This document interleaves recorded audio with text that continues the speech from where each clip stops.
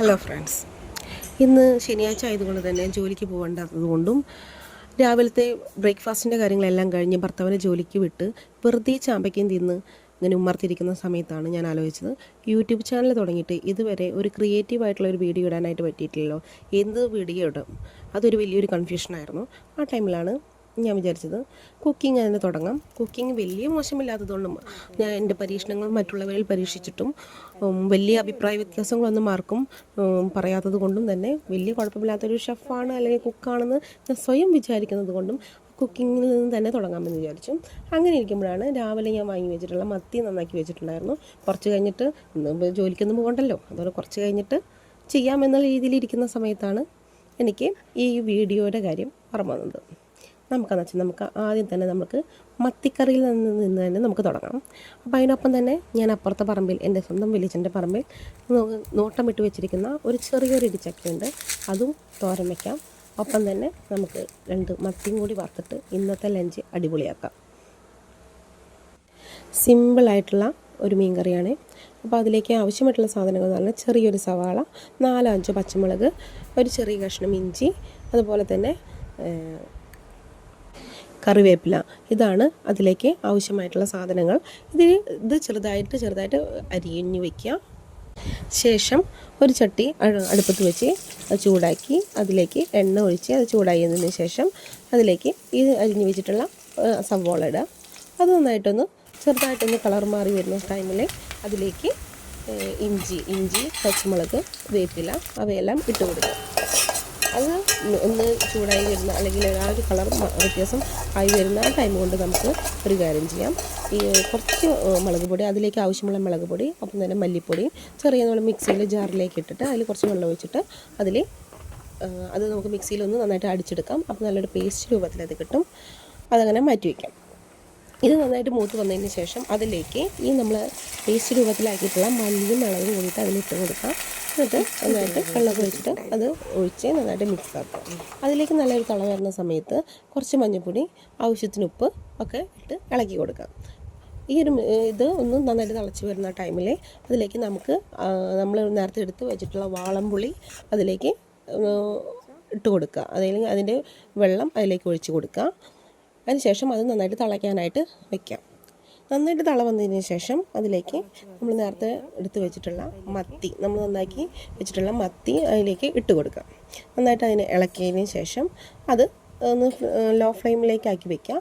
അതിനുശേഷം നമുക്ക് മീൻകറിക്കുള്ള എല്ലാ കാര്യങ്ങളും നമ്മൾ ഒരുക്കി കഴിഞ്ഞു. ഈ മീൻകറി അവിടെ നിന്ന് തിളയ്ക്കട്ടെ, നമുക്ക് ലോ ഫ്ലെയിമിലായിട്ട് ഇടാം. ആ ടൈമിൽ നമ്മൾ ബാക്കിയുള്ള മീൻ നമുക്ക് കുറച്ച് വറുക്കാനായിട്ട് പുരട്ടി വയ്ക്കാം.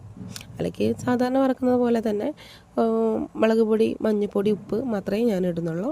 അതങ്ങോട്ട് മാറ്റി വയ്ക്കാം.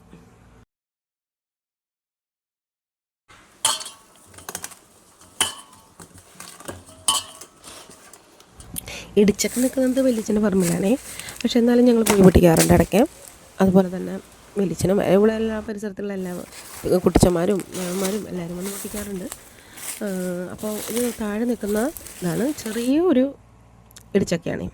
അപ്പോൾ അത് പൊട്ടിച്ച് കൊണ്ടുവന്നിട്ട് നമുക്ക് അത് ചെറിയ കഷ്ണങ്ങളാക്കിയിട്ട് മുറിച്ച് അതിൻ്റെ ആ മുള്ളുള്ള ഭാഗം കളഞ്ഞെടുക്കുക.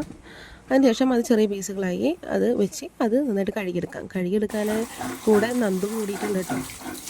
എന്നിട്ട് അത് നന്നായിട്ട് കഴുകിയെടുത്തതിന് ശേഷം അത് കുക്കറിലേക്ക് ഇട്ട് അതിലേക്ക് കുറച്ച് മഞ്ഞൾപ്പൊടിയും കുറച്ച് ഉപ്പും കുറച്ച് വെള്ളം കൂടിയിട്ട് അത് അടച്ച് വയ്ക്കാം. അപ്പോഴേക്കും നമ്മളിത് ശരിയാക്കി വരുമ്പോഴേക്കും നമ്മുടെ മീൻകറി റെഡി ആയിട്ടുണ്ട്. മീൻകറി റെഡിയായി നന്നായിട്ട് ഇറക്കി വെച്ചതിന് ശേഷം ഈ കുക്കർ അങ്ങോട്ട് കയറ്റി വയ്ക്കാം. അപ്പോൾ നമുക്ക് മീൻകറിയിലേക്ക് നമുക്ക് ഇനി പ്രത്യേകിച്ച് അത് വറുത്തിടേയോ കാച്ചിടേയോ ആവശ്യമില്ല. കാരണം നമ്മളത് നേരത്തെ സവോള വാട്ടിയിട്ടുണ്ടല്ലോ. വേണമെങ്കിൽ നമുക്ക് വറുത്തിടാം, ടേസ്റ്റ് ഉണ്ടാവും. പക്ഷെ നമുക്ക് അത്യാവശ്യം നമ്മൾ എണ്ണ ഒഴിച്ചത് കൊണ്ട് തന്നെ ഇനി അതിലേക്ക് വറുത്തിടേണ്ട ആവശ്യമില്ല. അപ്പോൾ നമ്മൾ ഇത് കുക്കർ വെച്ചിട്ടുണ്ട്. അപ്പോൾ കുക്കർ നന്നായിട്ട് 2-3 വിസിൽ വരണം, അത് വേവാൻ വേണ്ടിയിട്ട്. ആ ടൈം കൊണ്ട് നമുക്ക് കുറച്ച് ഇതിലേക്ക് ആവശ്യമുള്ള കുറച്ച് വെളുത്തുള്ളി, കുറച്ച് ചുവന്നുള്ളിയും നന്നാക്കി എടുക്കാം.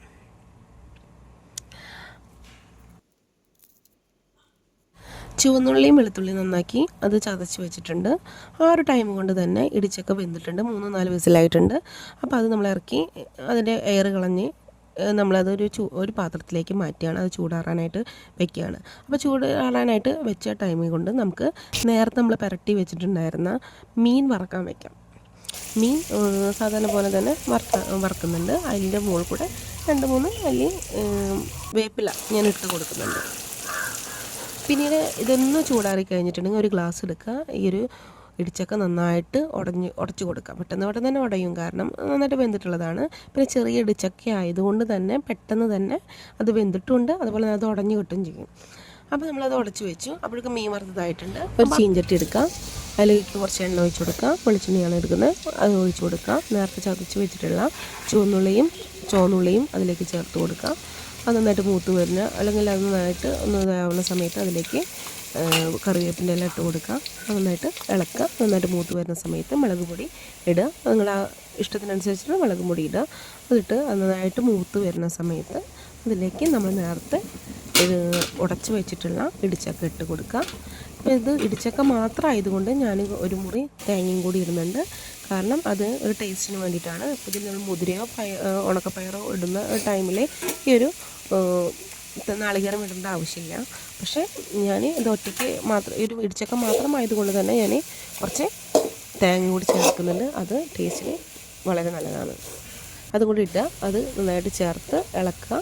ഇത് ഇളക്കി കഴിഞ്ഞിട്ടുണ്ടെങ്കിൽ നമ്മുടെ ഇന്നത്തെ ലഞ്ച് തയ്യാറാണ്. അപ്പോൾ നമ്മൾ ഇന്ന് എന്തൊക്കെയാണ് ഉണ്ടാക്കിയത്? ഒരു നല്ലൊരു മത്തി കറി ഉണ്ടാക്കി, നല്ല മത്തി വറുത്തു, ഒപ്പം തന്നെ ഇടിച്ചക്ക തോരനും വെച്ചു. നമുക്ക് ഇനി ഊണ് കഴിക്കാം.